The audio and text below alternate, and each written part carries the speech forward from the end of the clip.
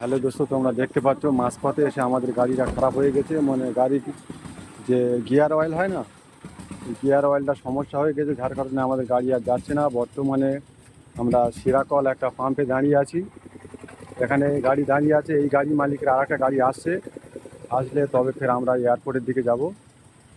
তো যেটা আমাদের একটু সবের এয়ারপোর্টে ঢুকে যাওয়ার কথা ছিল, সে জায়গা আরও অনেক দেরি হয়ে যাচ্ছে, 1 ঘন্টা। মূলত আমরা 3টে পর্যন্ত এয়ারপোর্টে এন্ট্রি হতে পারবো।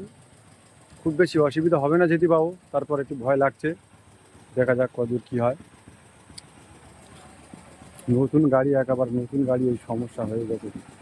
দেখতে পাচ্ছি সব একেবারে নতুন গাড়ি। গিয়ার অয়েলের সমস্যার কারণে গাড়িটা এখানে দাঁড় করে দিয়েছে ড্রাইভার। নতুন গাড়ি ফের আসছে। এখানে দেখা পাচ্ছে আমার বড় ভাই আছে, দাঁড়িয়ে আছে। ওই আমাদের বস হাসান দাঁড়িয়ে আছে।